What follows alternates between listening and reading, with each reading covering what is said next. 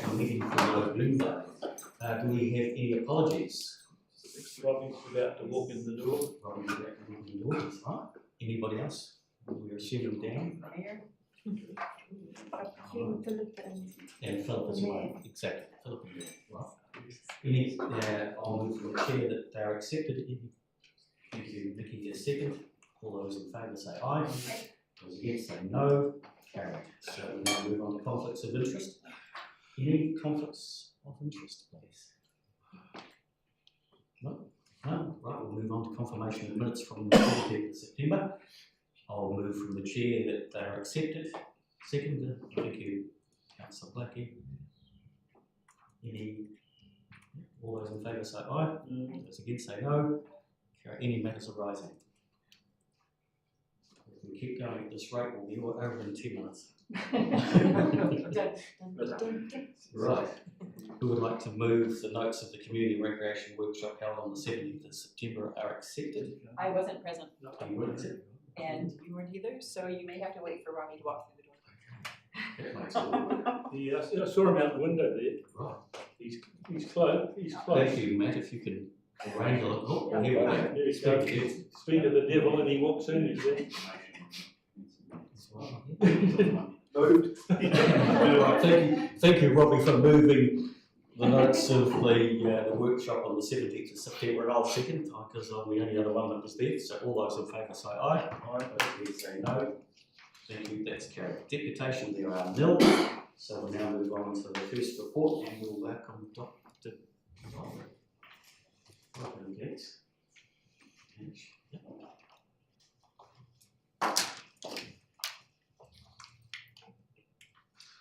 Yeah, thanks. So this report is to present the work programme for the Earth Hour project over the next 10 years.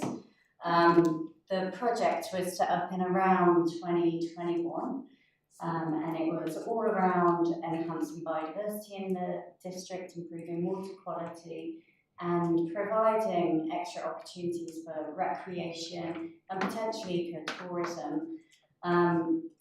Over the last couple of years, the project has hit a few setbacks, and there's been delays in the work programme due to land ownership issues, who own this land, some issues where residents have adopted the easements along waterways and didn't want any walkways along the bottom of their garden. And this has meant that the programme essentially stopped. And so the working group came together to put together a work plan to span 10 years and have different projects under this banner of Arohatia Te Awa. So we're proposing that this work programme has 4 different sub-projects. It has the River Cam project, it has Lineside Road project, it has the Ahoka Stream Loop, and restoring the land opposite Hellers, 46 Main North Road. We've tried to budget all of the projects over 10 years. Obviously, it gets a little bit tricky the further out you go. And as you'll see in the report, there is a deficit over that 10 years. And so we propose to come back every single year to revise the programme and the budget to suit the programme. And so we're looking for approval of this programme so that we can start works again. Thank you. Issue you wanted to say?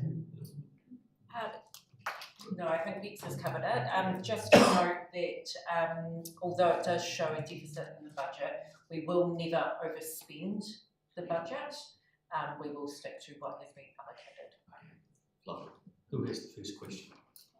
Thank you. Councillor Fulton. Thank you, Dick. So literally I'm just fresh off the plane, so I'm not too up to speed with the report, but just based on what you told us, can you tell me whether this is exclusively driven, the work's driven by a council budget, or is there some reliance on private landowner contributions, and to what extent would that be for the private sector?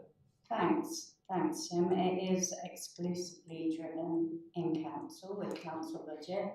There's a possibility of working kind and adjacent landowner contributions, fundraising, but at this moment in time we've just used budget available to us. Okay, yeah. Bit of a lead question, but I've seen in my travels some very different models in the UK for these kind of projects. So where the private landowner and community is driving things. Is there some consideration of the private landowner community groups basically flipping the model to some extent? Absolutely. So one of the ideas that we've got with Lineside Road is to have a programme that really engages all of the adjacent landowners and the local community in mainly volunteer ways, but there's nothing to stop them getting involved financially as well. And I think that will be developed as a programme as all of the different 4 projects develop. I think to add to that, this is a budget which is identifying what we are going to spend the money that we've got on as part of the Aroha Te Tiawa program. But the Aroha Te Tiawa group also looks after other projects. An example would be the Northbrook Trail, where we've got a little bit of money that's gone towards the creation of an easement. However, the majority of the funding to implement the actual riparian margin along there is being done by the public and by other public organisations. Other examples would be Ashley Gorge, where we have an advisory group, we have some budget, however, they go out and get external funding, and the majority is undertaken with external funding. Silverstream Reserve, another example. So we are doing lots of work in lots of different areas to encourage those community groups to lead those projects. However, we have our own land, and we have an obligation to make sure that we are responsible landowners for a number of those parcels of our own land. And this report is around progressing the development of our own land so that we can actually make sure we meet some of those biodiversity principles of Aroha Te Tiawa. Who has the next question? Any other questions? I'll ask a question if I may, Bex. So in terms of the shortfall for the funding, almost following on from Tim, are you actually applying to the likes of lotteries or RAT or anybody else in terms of funding, or is effectively you're looking for potentially the neighbouring landowners to actually take up the shortfall? So, as I said, we've divided the budget over the 10 years, and it gets increasingly hard to put figures onto those actions. And the deficit doesn't actually start until year 4. And so we've got 3 years where we're working within our budget when we can have a look at if there is any overspend, or indeed if there's any underspend. For Lineside Road, we've got consultants coming out to do a hydrology assessment, and we've budgeted a certain amount for that, but it could very well be under it. And so some of the actions that, there's a little bit of guesswork really in how much everything is going to cost, particularly in those further years. So to answer your question, it's not going to be reliant on outside funding, and we'll cut the cloth to fit the budget. And in terms of work programs, because that's what the report is, or the recommendation is asking us to approve the program of works. So which program of works will actually start first? Will it be the Cam Road? Where will it be? They'll all start simultaneously, actually, and that gives us the freedom to pivot. If there are delays on one of the project, we can put more resource into the others, so they will all begin at the same time. And in fact, there's kind of work going on in the background in all of those currently. So in terms of ECAN own the Cam River from Brownlee all the way down through to the Kaipua River, and they're looking at raising the stopbacks. So you will be working around the work that they're doing? That's right. So the working group has members from ECAN. We've got river engineers on there, and we've also got members of our own Three Waters team as well, to make sure that this programme aligns with what's happening in that river engineering space as well. So, if there's any just pick the interest, you mentioned tourism, so it alludes to income generating opportunities. It's public land, so what's the scope of possibilities down the track? Would you ask for, donations at the gate, go, something? Or is it, you see it in charitable trusts? Who knows, actually, at this Yeah, point, with the likes of Lineside Road, this is such a new project, and we can envisage it to be many of those things or none of those things. And so with all of the projects, there'll be an element of consultation, and so that will be consultation obviously in-house, but then with the public as well, to see what the uptake is for any ecotourism type ventures. Yeah. Thank you, Tim. Any more questions? Right, who would like to? Happy to move. Thank you, Nikki. Thank you, Robert. So, Nikki. Thank you for this report, Bex. Being there, I'm fairly up to speed with what's in there. This is a really good way to, as you said, make sure that we cut our cloth to suit our budget, and we also have those 4 projects going simultaneously, which does allow us the flexibility should we hit any kind of obstacle in the way, that we can work through those while still carrying on momentum with the improvements that we want to make with biodiversity and access and water quality and all of those things that this project stands for. So I think that it's actually a really good coherent plan. I think you've done a great job on it, and I absolutely support it and look forward to us getting this underway and seeing what we can get done in the years to come.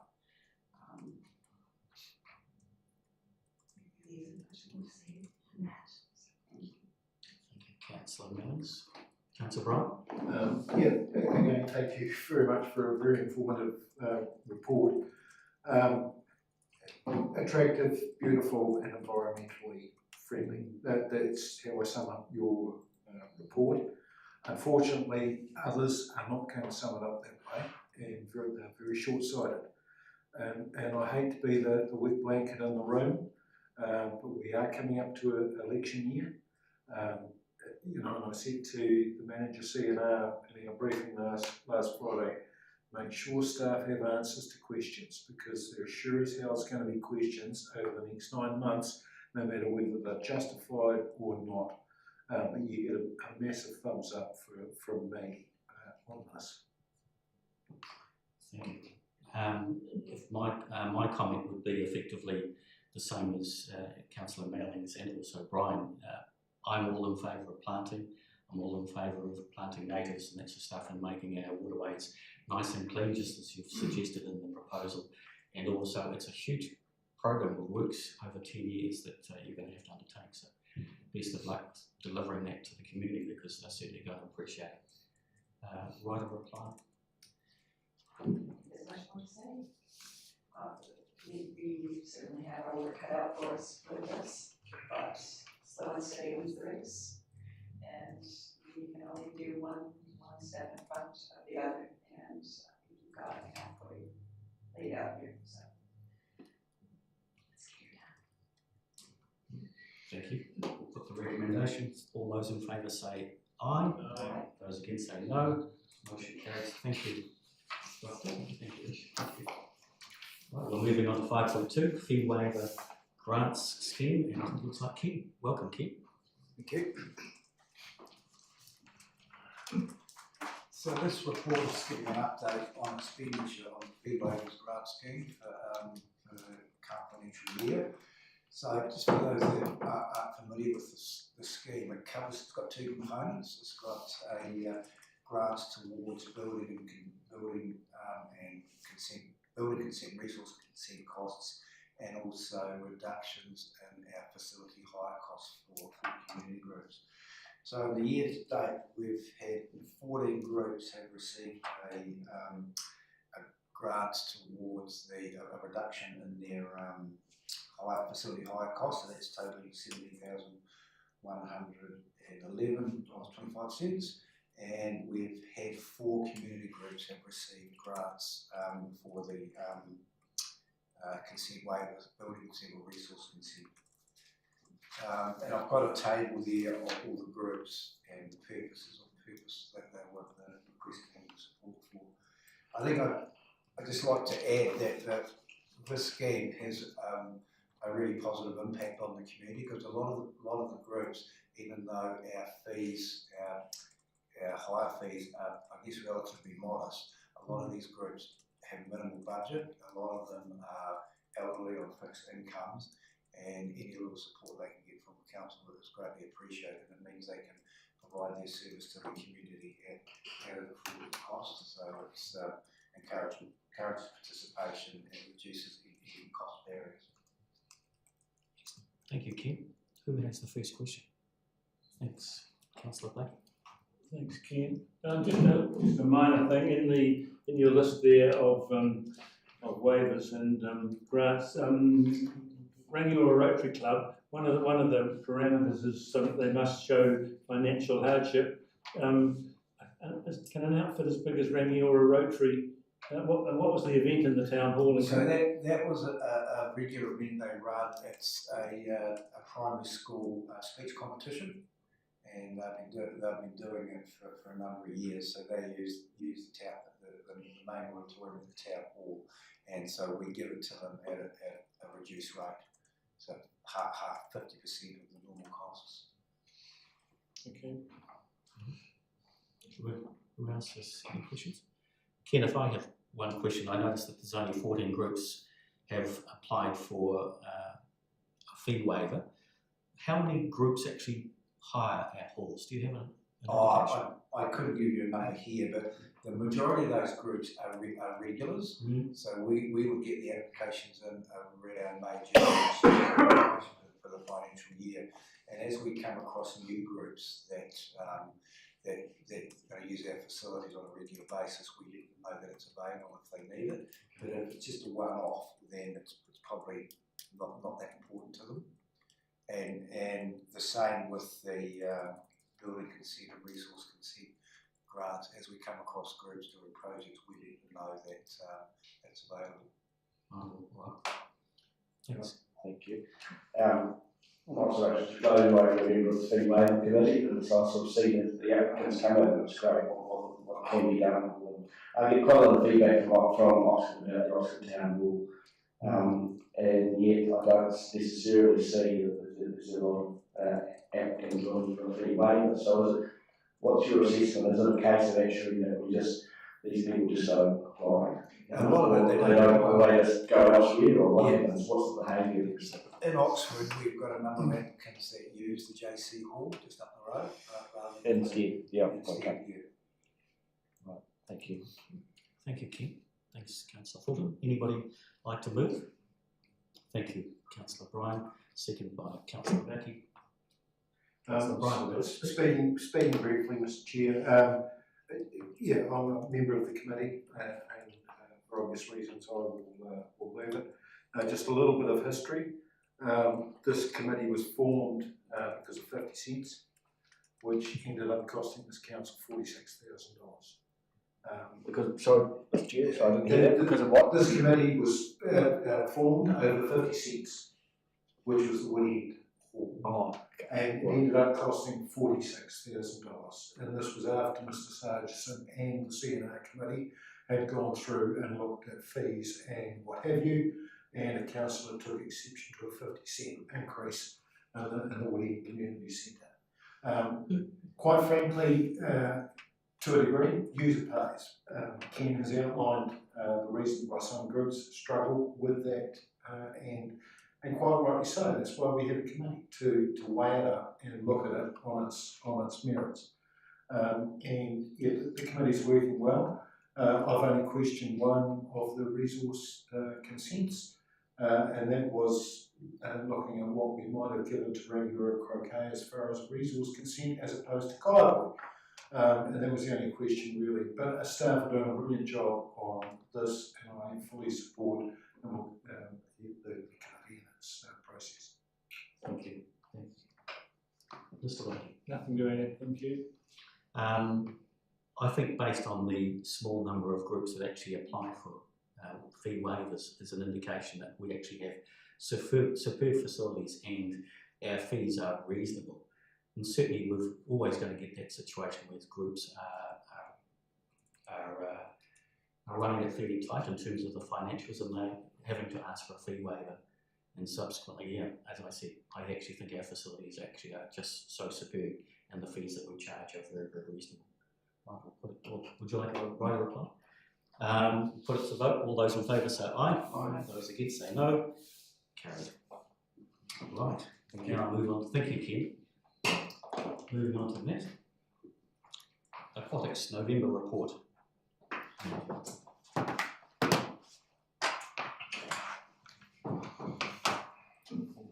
Thanks for having me. I'll take the report as read, but want to draw your attention to a number of the items. The first being an update on a number of maintenance activities occurring at Dudley. An issue with the learner's pool pump required us to run lessons in the leisure pool for a week. The pump was being maintained and had been serviced a couple of months earlier, with a recommendation for further work in the next 6 months. Unfortunately, it didn't last that long, requiring us to take some more urgent action. The spa pool also reopened this week, following work to replace the laterals within the sand filter. In 4.3, we're seeking approval to trial a new season pass at Oxford Pool. We have a number of similar entry ticket types at Oxford, available at Oxford, and the math of this particular pass is based on a 3-month membership, which is a similar concept to a season pass. It's likely that this will see some limited increase in income. However, it will be interesting to see post-season whether this generated new business or was largely capturing current customers who were already using the facility. And in 4.4, I'm seeking approval to be part of the Coast Guard Big Swim fundraiser, where people are given funds to swim lengths in return for support towards Coast Guard. While there's no direct cost to our involvement, obviously anyone swimming would normally generated some form of income. And so swimmers who fundraise more than $100 would, if approval was given, would get entry into the pool to then fundraise further towards Coast Guard. However, this is likely to balance out through continued business and ongoing generated income. Happy to take questions. Thank you, Matt. Who has the first question? Too good a report for questions. The question I have, Matt, in terms of the pools, do you actually have specific passes by pool? Like you buy an Oxford pass, you buy a Kaiapoi pass, or are they, you can actually take the same pass to all the pools? How does this work? Yes, you can take all the passes. So technically you could buy a pass at Oxford and use it at Kaiapoi. The prices are all set and consistent across all our sites. While I appreciate there's different levels of facility available, there is different reasons for that, and there is attraction to having a summer facility and having more learn to swim or leisure facilities available. So, in terms of the big swim, how did you establish there were potentially going to be 10 swimmers? That was based largely on the interest that we saw this current year when it was run. We had around 5 or 6 swimmers. It was in its first year, and we had around about 5 or 6 swimmers come in and request, "Are we part of the big swim? And would we be supporting them?" And unfortunately, in that situation, we weren't aware of. The Coast Guard hadn't. It wasn't as obvious that they were seeking support for this sort of process, and I hadn't had the opportunity to put it to the CNR committee, so we declined their request last season. But I thought, being in its first year, it's probably going to grow, and so I figured 10 was a good figure to estimate towards. And the swimmer that is going to raise more than $100, you will have a committee, or how will you establish as to, yes, they get a free swimmers? So that is part of the process. So if someone donates fundraises and donates that $100 towards Coast Guard, they're issued with a red wristband, and that red wristband is the evidence from Coast Guard that they have donated $100 at least, and they'll bring that into the pool, and should we be given approval to proceed, we'll issue them with a 1-month membership, which allows them to come in and swim their lengths for that one individual to come in and swim their lengths for free. In terms of maintenance, when you showed us through the lift, when Councillor Bryan went and dipped into the water with the lift, you had Chris Ruth Centre there. In terms of maintenance and changes to the Dudley Pool, have you followed those up, or what have you done with regard to those? So there's a number. We met with a architect who's looking at the opportunities for how we can redevelop that area within the accessibility changing space, whether that's pushing out a wall or expanding into nearby cleaning spaces, or what the best use of those spaces are. That they're yet to come back at this stage. Additionally, there's the thought of, in the longer term, while it would need more work and approval for funds, potentially expanding within the building but not exceeding the footprint to take over that dry corridor, and whether we could better utilise that space in some fashion as well. So there's a few options there.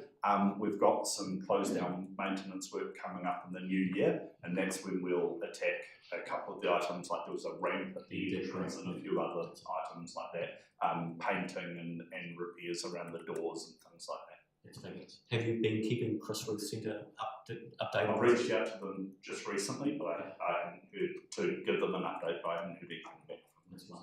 And the final question, operational expenses, they're down about 10% compared to budget. Is there any explanation? It's a good thing, but is there any reason why your operational expenses are down compared to budget? Yes, yeah. So there's a number of reasons. The power is an ongoing invoice process, and when I last went through our finances with the finance team, we were thinking we were due another power bill. That seemed like a really like a budget that was a little bit underspent, as well as there's a number of staffing activities that have been moving around. So we've just brought on 15 new lifeguard staff, which we'll see over the nights and weekends. We've had some impacts where we've had to close a little bit early just because we haven't had enough staff to work all the areas, and so we are underspending on a couple of those staffing budgets. That's lovely. Thanks, mate. That's all right. Question. Councillor Mellings. Thank you. Your previous question, Mr. Chair, raised a question for me. So at first when I read this report, I thought, oh, great, you've given us an opportunity to road test what the Oxford community's been asking for quite some time, to have a passage for the Oxford pool. But then when you just said before that it could theoretically be bought at Oxford and used at the other pools, it then confused me. Is what is being proposed here, is this the ability for people to just simply buy a 3-month pass because that's when the Oxford pool is open and they can use it anywhere, or is this a 3-month pass just for Oxford? It is a 3-month pass. Well, it's a 15-week pass that could be used anywhere. Okay. Yeah. Because I think what I know our community board had been asking, because of course the slightly more isolated, further flung nature of the Oxford pool and that community there, if they could have a just Oxford season pass. Mm-hmm. Because I looked at the price involved with this and I thought, ooh, that seems a bit stiff for just that. But if it is for all of them, I understand that. But is there a possibility of us looking into just an Oxford only, Oxford season only pass? Because that is what the families in that community have been asking for. There's some limitations with the system, which is why we've proposed this option, but nothing's impossible. Absolutely, we can look at that. Would that then have to go for next year, given the short season and the fact that it's possibly our last CNR meeting of the year? The CNR committee could propose a different price, but I would need to do some maths on that yet, and I don't. What would be the best way forward if we did want you to look into that for this season? Is it possible, and how would we go about making that happen in time for this year's season? Chris? You could move an amendment to the recommendations which are in there at the moment.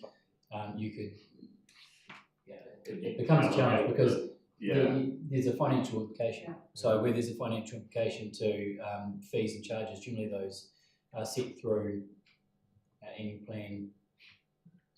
So at the moment, the way in which Matt had worked out the past was using the same as was already approved in the plan, to come up with that 15-week, I think it is, one for Oxford.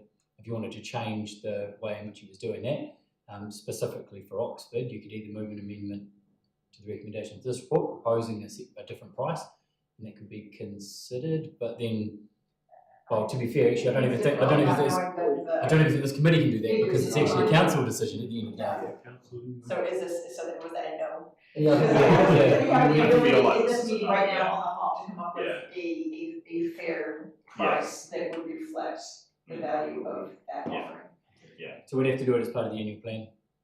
Okay, so, yeah, I would suggest that we can ask for the police to look into that. It's an annual plan next year. Thank you, Councillor Mellons. Sorry, just sort of, if I help here, just Mr. Chair, we do recall on the community board had a specific question about specific timing. I think it was from Thomas Robson, probably 2 or 3 months ago.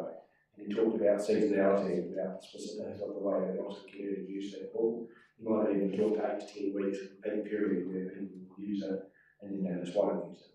And so it was very, I don't know whether we asked you the question, but it certainly we've taken that question and we've had a response to it. And it wasn't just about rain season pass, very much to do with service of Oxford, how to use the pool over the peak summer period. So perhaps we could.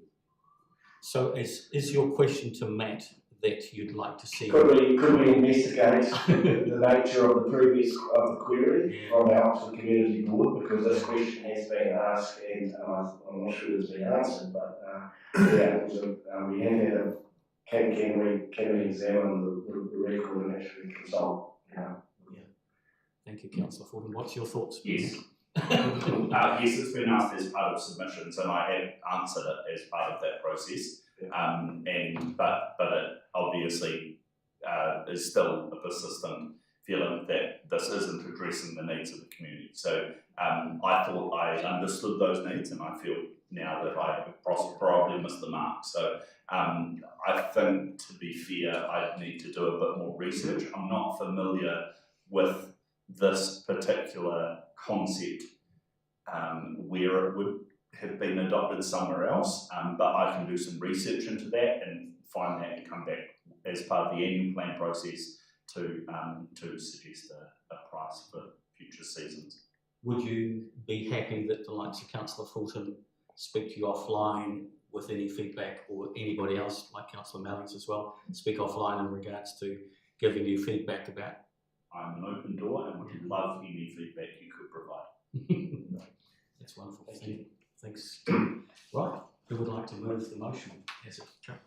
Thank you, Councillor Bryan and Nick Mellons. Seconding. Thank you, Mr. Chair. Interesting, interesting conversation. Well done, good report, as Councillor Blackie has mentioned. Polls are a hole in the ground into which you pour money. That's the reality. Anybody who knows anything about polls. Our friends, protester friends who were attending meetings for quite some time, was outside sucking on my pipe and happy to have a conversation. And I made a comment, look, if you want to save a few $1 million, put into the annual plan that we closed 3 polls, because quite frankly, we very much subscribe to the polls. And if you want to show them, we'll save a lot of money. That did not go down well. One of the protesters actually said, I swim in the pool. And so do I. And that's why we have pools. I'm close to aquatics, obviously. Jess is up at Oxford yesterday, and I'm sure she enjoyed the weather yesterday. I don't know if she's enjoying the weather at Oxford today. You know, our kids, grandkids, what do you want for Christmas? Doesn't matter, because we're buying you learn to swim passes. We live on an island, we're full of lakes and rivers and ocean, and we're buying you learn to swim. That is the reality with our grandkids. So don't expect soft toys, because you're not going to get it. You're going to get taught something that's going to be valuable to you now and in the future. The Coast Guard proposal, obviously I fully endorse the moves. My former pool buddy actually spoke to me this morning. He's getting over a shoulder operation. and wants to get back into the pool. Physical activity encourages physical activity. It gets quite addictive, and I'm missing being in the pool, but I do need that motivation of somebody there to give me a bit of a nudge along. So you're quite right, it should attract more business as a result. But as mentioned, good report, thanks. Councillor Mills. Yes.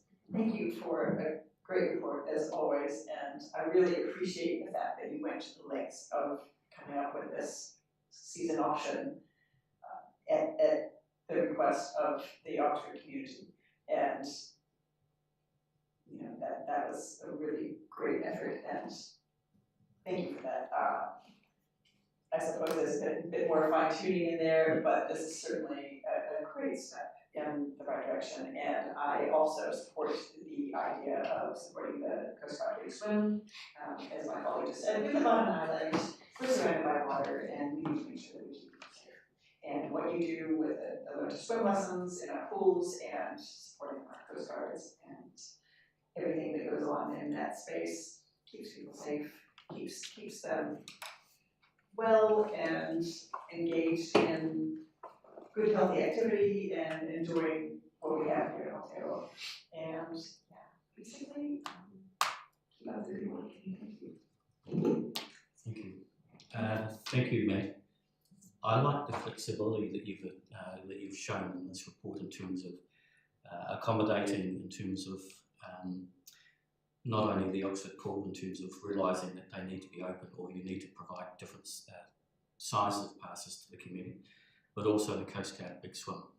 Those are sort of really, really good management styles that we'd like to encourage. I also love the idea that you were training up 15 new staff.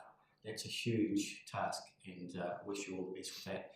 The problem is that all too often you're going to lose those 15 staff to someone else. But if you can, yeah, so good on you for actually training those 15 staff. I love Councillor Bryan's idea of actually giving the gift of to the children learning to swim. I think that that's commendable. So again, thank you for your wonderful report, and Brian reply. Councillor Bryan. I think it's Chair. We'll put it to the vote. All those in favour, please say aye. Aye. Those against, say no. Thank you for that. Thanks, Matt. Right. 5.4, Tessa. And we're going to have Wendy as well.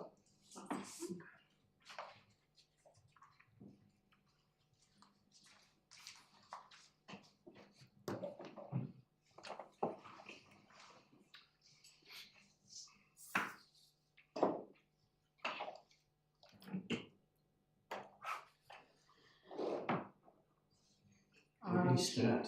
I'm going to start. Where do you start? Kia ora koutou. This report provides an overview of the community teams year in review report for 2023-24. This is a report that we compile for our funders and our community partners to celebrate the collaborative work that's produced to make the waimakariri a happier, safer, more resilient place to live in. The year in review report details the collaborative approach in particular and highlights the role of the team as a facilitator to help the community to achieve its aspirations and address its issues. And this work includes providing practical support for strong, well-informed, resilient and sustainable community groups and organisations, and that's across the social, health and community sectors. Empowering local people with the skills, information, context and supports they need to thrive. Creating opportunities for people to work together and to learn, create and enhance their environments. And that includes things like rebuilding after events like the Logan fires, which regreened and recreated that community. I'd like to highlight that this work gives effect to 16 of Council's community outcomes. And I've brought Wendy along this afternoon because I'd really like to acknowledge the work that Wendy does, as she has been on board as a team lead for the community development aspect of the work of the team now for nearly 12 months, and she has done an outstanding job with that team. So I will take my report as read and am happy to answer any questions that you may have. Wonderful, thank you, Tessa. Wendy, do you want to say anything? I was going to say, what's your main highlight as being the team leader over the last year? Can I ask that question to start? Thanks, Brent.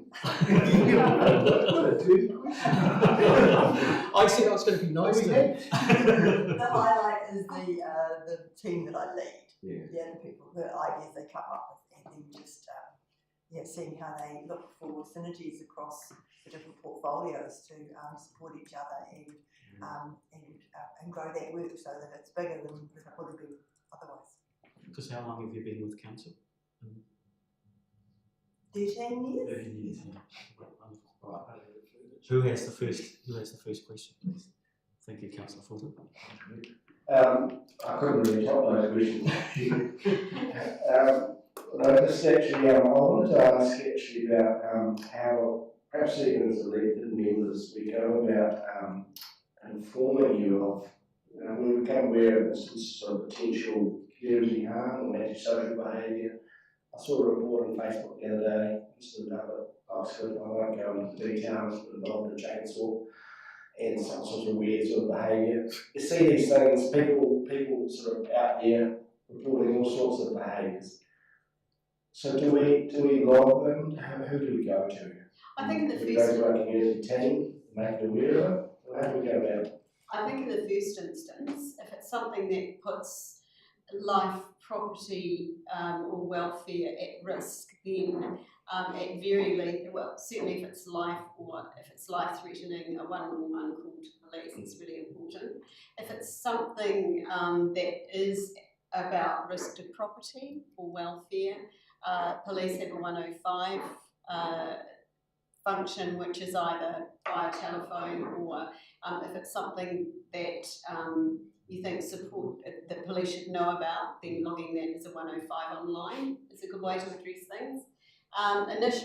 Additionally, we're trying to encourage people to seek advice themselves, and you'll be aware of the Next Steps website, and that has a search function where you can, for instance, type in food banks and it will bring up all the food bank provision if you're looking at things like budgeting advice and support. So using the search function of that is the second option.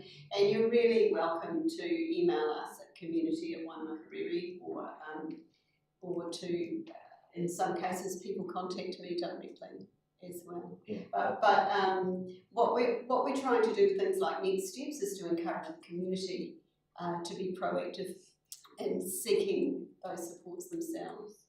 That's the reason I asked to turn online commentary into something actually tangible and useful for these things to explain. Thank you. Happy to help. Cool. Anybody else? I'll ask a few questions. No, I won't. Who would like to move? Thank you, Councillor Mellon, and thank you. I'm going to make the comments at the end, if that's all right. So, Councillor Mellon, would you like to say a few words, please? It's no secret, and I probably shouldn't say this out loud, but I'm going to, that community team is my favorite. You guys get all the fun stuff, you do all the neat things.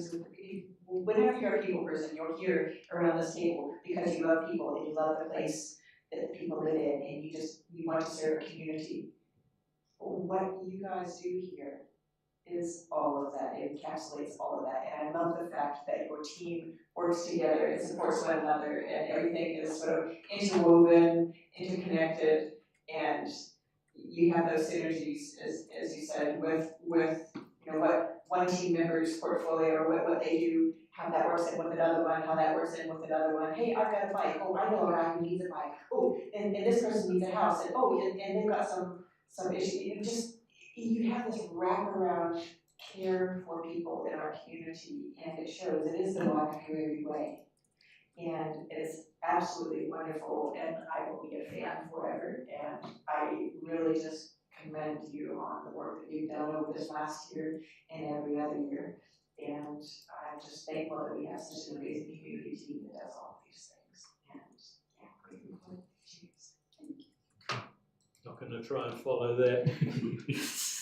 I'll follow it in terms that I've been very fortunate in the last month to attend the citizen ceremonies, and I hear firsthand from people that have not been born here that talk about the Waimakariri in glowing terms and how they've been supported in the various different groups, the likes of Caroline, with the migrants groups, the Glow.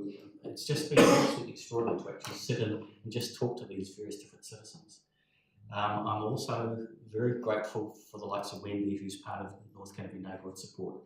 She adds a huge amount of value to our committee, as do all the other committee members as well. But Wendy is an extremely important person within that team, and it's because of her knowledge and her 13 years on council and knowing all of the tricks of the trade, and she directs us in the right way, at least anyway.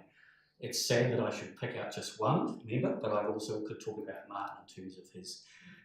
In terms of him being on the Access Group, he is just gold. They call him what they used to call him a nickname, and I'm trying to think of what was his nickname. Sorry, That's right. There was a nickname that Martin was called. Oh, Martin. Yes. Oh, goodness. He was like. Who lived in? Sorry.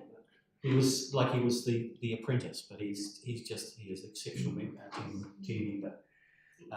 But yeah.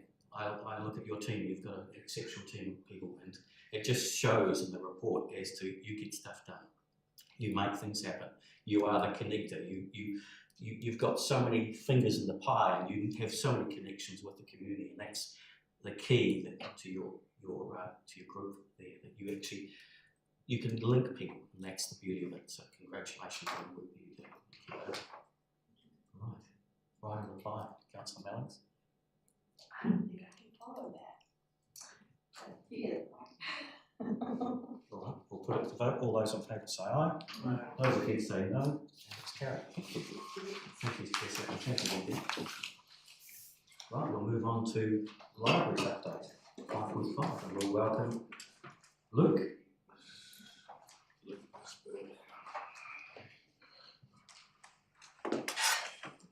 Apologies for taking out periodically. Bloody bills. Thank you. You're all right. If it's okay, I might use this microphone because I think the other one's a little bit stretchy. I was wondering what that was. Kia ora koutou. It's my pleasure to present the libraries update into the 14th of November.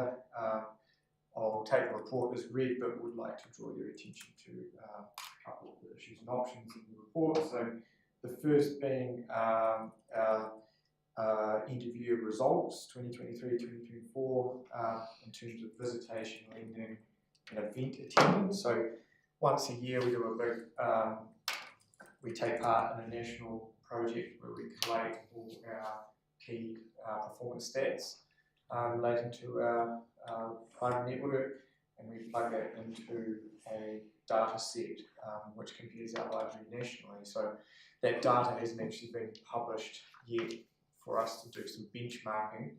We are quite competitive, so I'm looking to see how that goes. But some notable results for us on our previous year results are an increase of over 24,000 individual in-person visits across our 3 libraries. We're particularly proud of that because we've done a huge amount of work over the last year. A lot of it around our books and collections, and moving towards industry best practice in terms of the speed that we're getting content out. When a new book comes out, it's in our library the next week. So really just honing those processes, but also understanding that the community spends time with us for a range of reasons, and they have diverse needs. Sometimes they engage with us around events and programs. Sometimes they want a space to co-work, they want a space to socialise. They use our spaces for so many different reasons. We've programmed Rua Taniwha pretty heavily over the last year, so activating those late nights. Historically we've had quite low attendance on that Thursday night. There were numerous nights, over winter where we had book talks and things, and the place was absolutely bustling. So As a result of some of that work, we had an increase of around 10% in-person visitation at Kaipura last year. So I think that's something that I really commend my team, that they're doing a huge amount of work there, and understanding that for that particular community, it's not just about books, and that's been about growth and those key events and programs and things that are of interest to the community, and also reflecting that, you know, it's a commuter population, and some people work, you know, 9 to 5, they don't have much of a chance to engage with our library service and business hours, you know, outside of sort of weekends and their playing night. We've had an increase of 801 library members over the last year. That brings us up to over 17,000 active library members, so that's an increase of around 5% on the previous year. And that also reflects in loans as well, where we've had an increase of 44,000 individual loans, so that's individual items being issued against the library card. In terms of individual events and programs, so as I said, we've had a big push in the last year to increase the amount of programs that we put on for our community, and some of those we lead ourselves, others were in collaboration with various community groups. Sometimes they're doing the leading, sometimes we are, sometimes those events are in partnership with our community team colleagues as well. So it's a great synergy across council as well for those events. You know, we appreciate that, you know, we have the privilege of having space, although that space is often at a premium. So it's important that we work with you know, our community colleagues to offer that space. Yeah, we're waiting the full data set, so that will be released in the next few weeks. I spent a couple of days last week with South Island library managers, and as part of my update on how our network is going, I shared those stats, and you know, certainly we're seeing, you know, a huge amount of growth, even compared to some other networks of a similar size throughout the country, which is pretty cool. I mean, we're incredibly strong regionally, particularly through our collaboration with Christchurch City Libraries and with Salon as well, all similar sort of philosophy and size. So just moving on to 4.2, so we recently launched a robotics club at Kaipura Library. It's a first for us, so that's using Lego equipment. I mentioned it in our last update. The participants in that club had never really taken part in these experiences before. They didn't know each other. They were all made up of attendees from various schools locally, so it was a great way of them connecting socially as well. They have developed their skills reasonably quickly, and they ended up competing in a robotics competition, which was held at Lincoln last month. And quite a big surprise, they ended up being 4th in the practice round out of 28 competitors, and they qualified for the Nationals Lego League competition, which is a really huge achievement. Some of those kids, you know, were incredibly proud, surprised. You know, there were comments from some of the participants that, you know, they thought that robotics was just for the brainy kids. It's not technology that they have access to at home, so they've actually built those skills within the library setting. I think crucially as well, it builds key vocational skills, you know, that can support you know, future study and jobs in the IT sector and STEM sector. So just finally, 4.3, recently we led a series of sustainability programs across the district, so initially involving school students, so there were around 130 students that were involved, and a workshop with View Hill School where we went out there and engaged with them, helping them sow a vegetable garden out there.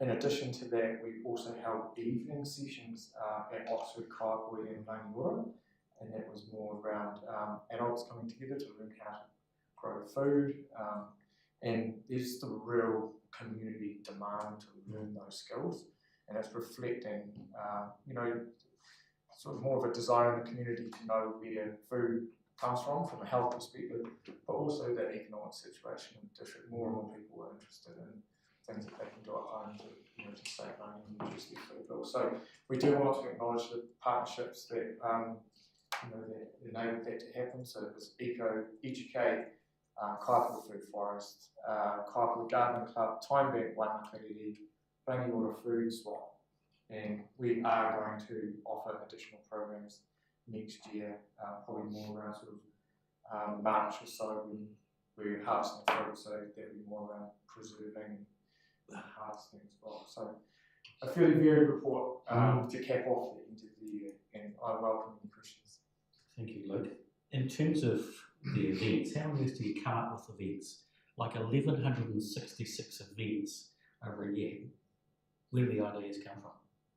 Well, we have close connections with Selwyn and with Christchurch City Libraries, so we often brainstorm together. So recently we had Tuatara live Tuatara come and visit our libraries, and we were able to coattail on Christchurch City Libraries offering that. A group, a trust had funding to do that outreach. So often it's just a case of getting out there and finding those opportunities in the community and wider region.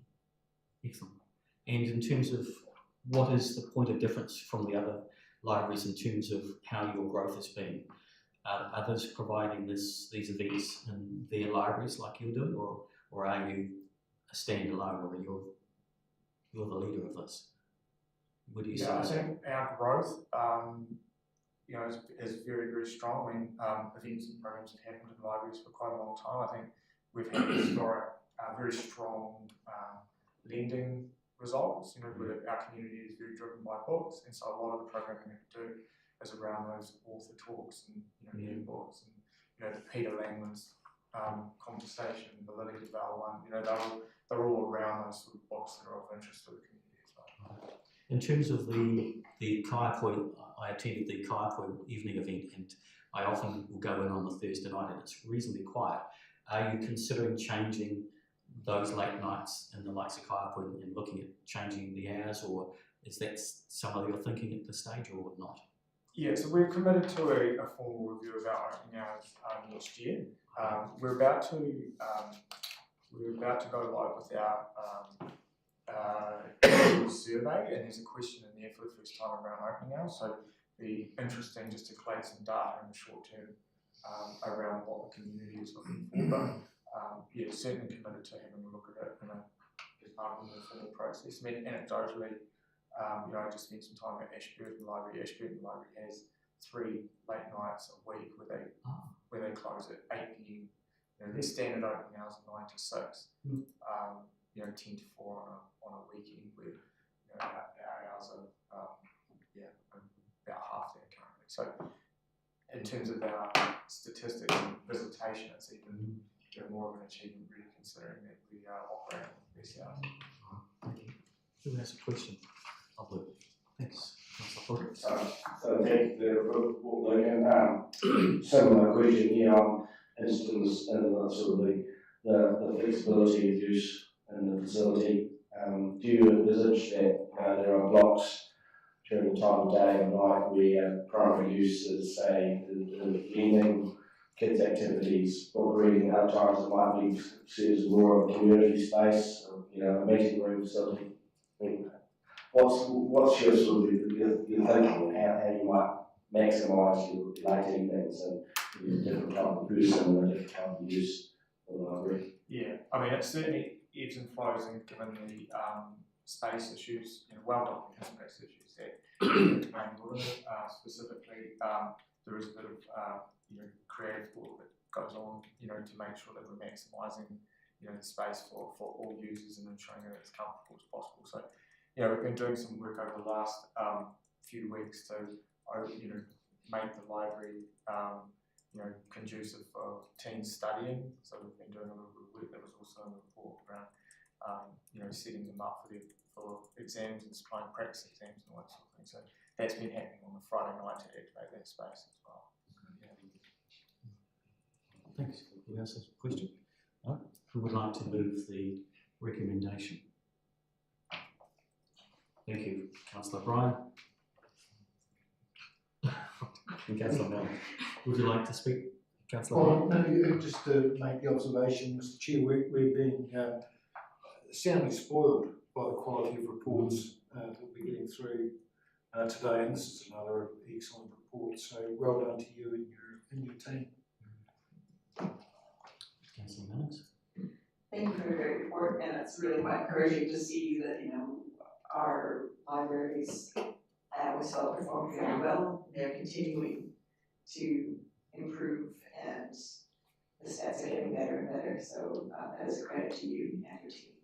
I love the word the library because it doesn't matter who you are, it's a community hub. It's a place where anybody and everybody can go. It doesn't matter if you're a kid into robotics, if you want to learn a language, if you want to just get out of the rain, if you want to learn about planting things. So, I had the joy of training up, and it's on this character over here, also there, in Oxford for the sustainability planting event, if you will. And it's great to see people there engaging in that, and good for some plants that I had.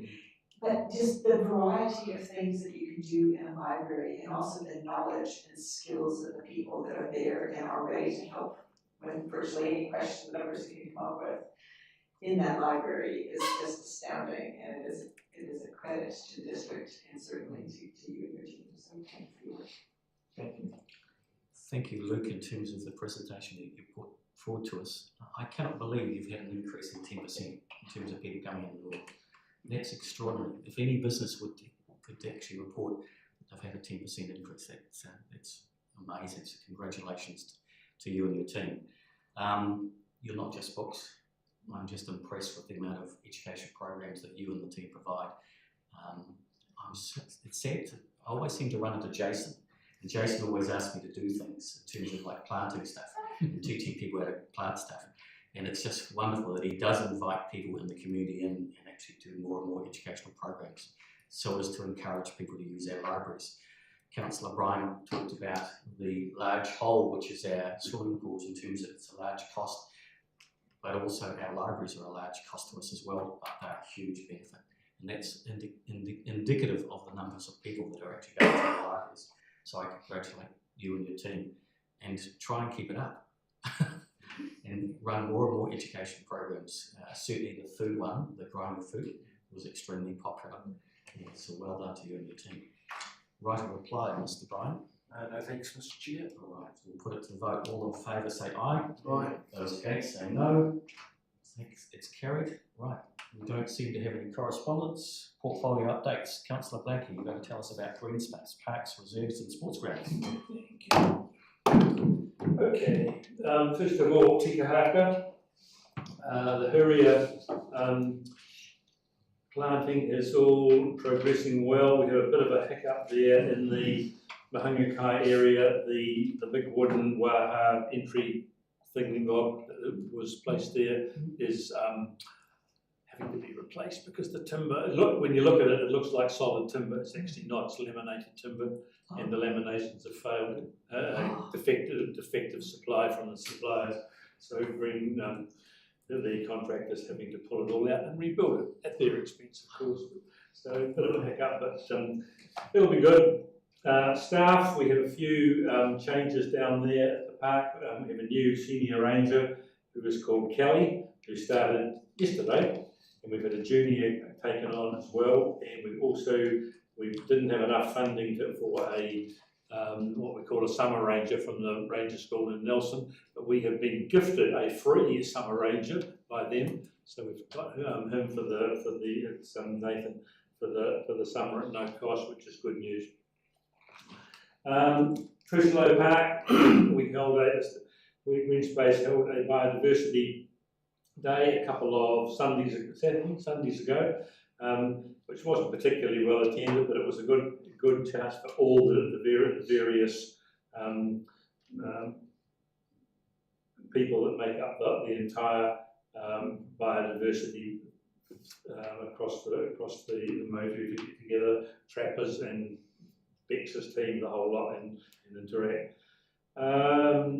Silver Stream Reserve, Cupful School came on Tuesday last week, the whole 180 of them in four different, in a bus, four of them, you know, quarter of the school at a time, and they each planted a tree in there. And first time we've thought of this, we've put a label on each tree with their name on it, on the bamboo, on the guards, so they can bring their parents back and show them the which tree they planted, and that with any luck will enhance the use of the reserve as well.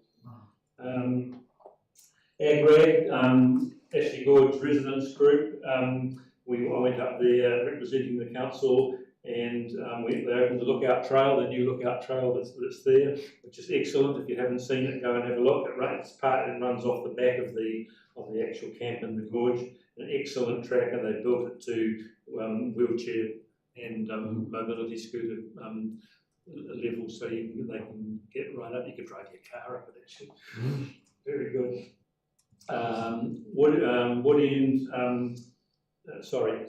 Pines Beach community opened their fairy forest, which is on Tikahaka land, last weekend again. You was that with me, and I see they've already expanded it even since the opening. It's going very well. I went up to West Eton School who had an agricultural day, again representing the council, and that was a very, very successful day. In fact, people who were there said it was a bigger and better day than Oxford Show, which I won't repeat out loud.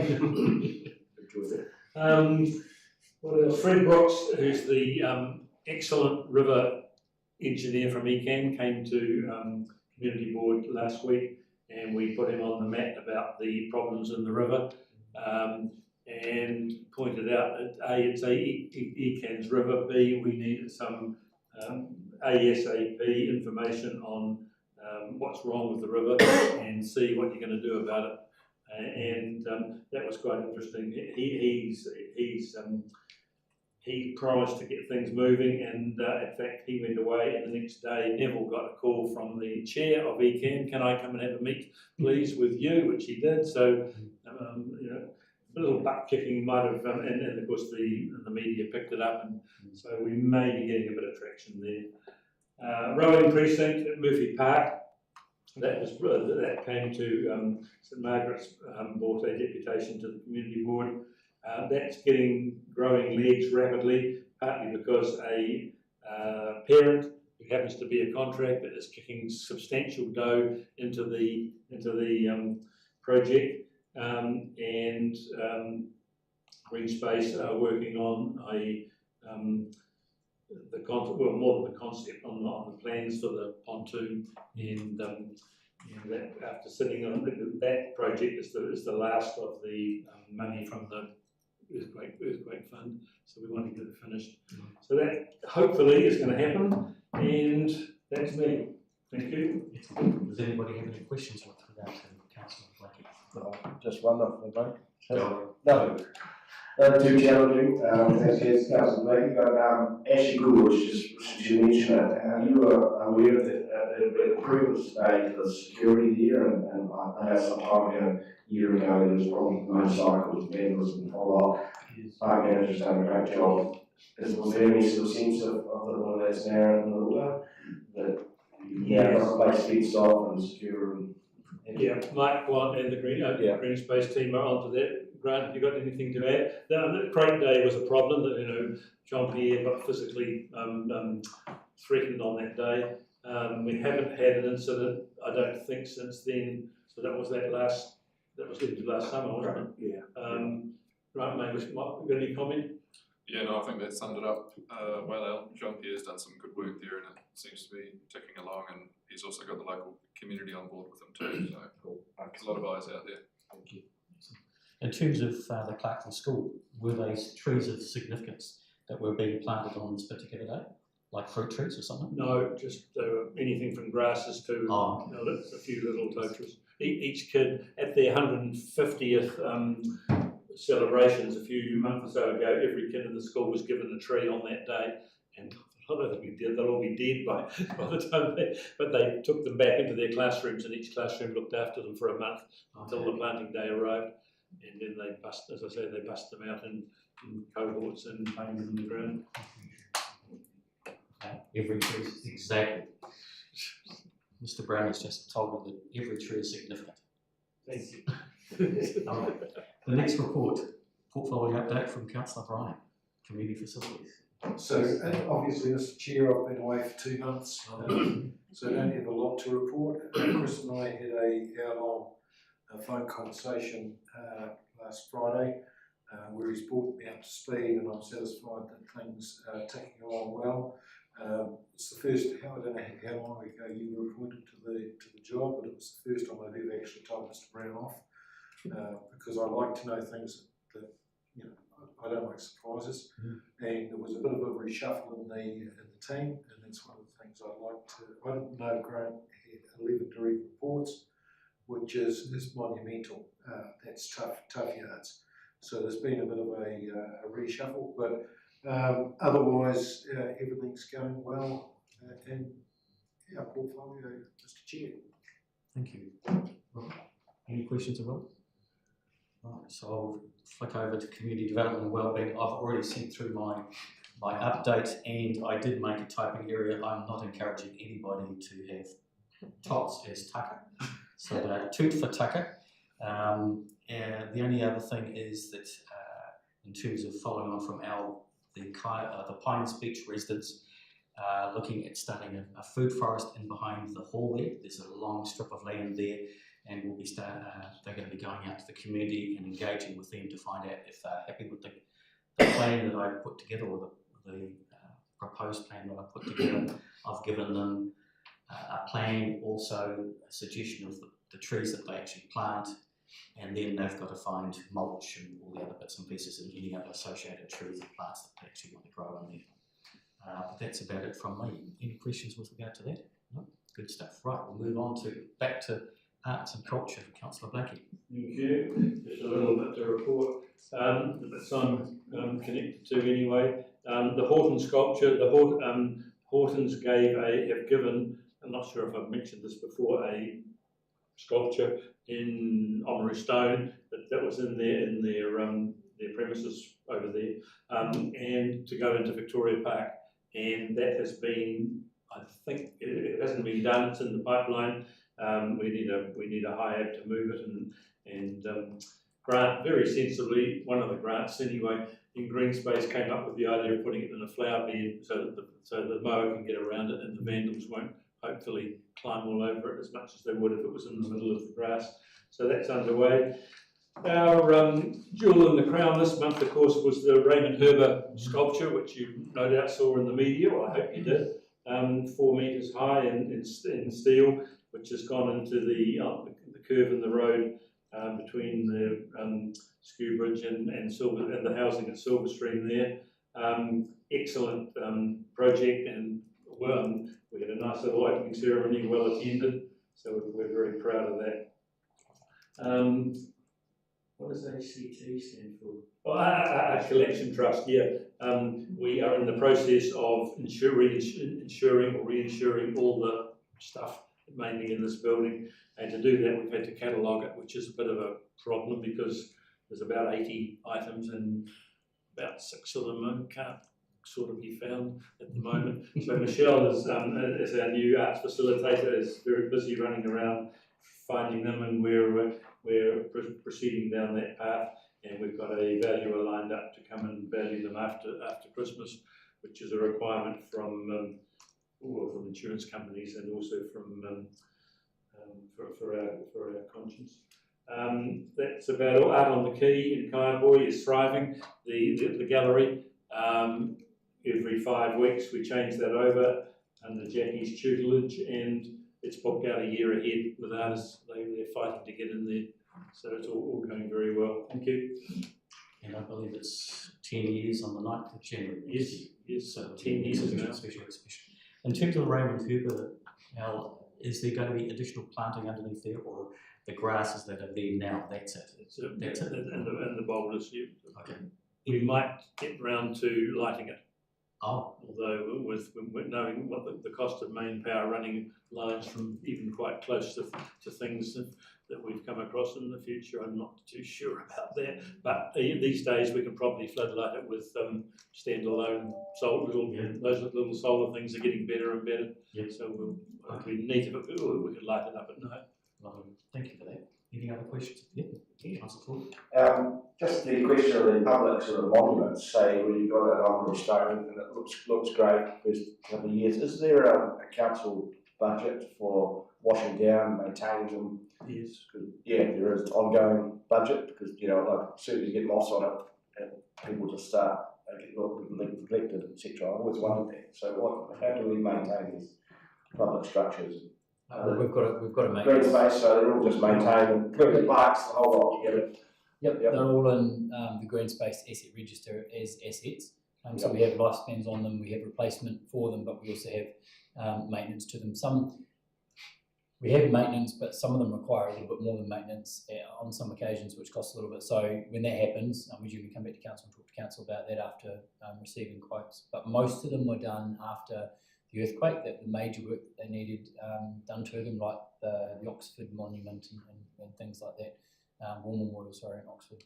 So most of them are in pretty good condition at the moment. Yep, it's just ongoing maintenance. Yeah, great. We don't have a contract. At the moment it's Delta being asked to do it when they need to do it. Right. So this is subject to service request, was it not? No. So our staff will go out. So we have Ed Sarda goes out and visits he does 25 parks a month. So it takes him about 2 years to get around everything.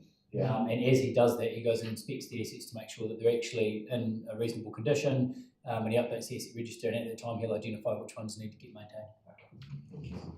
Good stuff. Right. Questions? There's no questions that I'm aware of. No urgent general business. The next meeting will be on the 25th of February. Thank you everybody for coming, and I wish you a Merry Christmas soon. This is the last seminar meeting for the year, so thank you. I don't think I've thanked you, Luke, for coming to the presentation, so thank you for coming. This is good night from me. It's good night from him. Good night. Good job.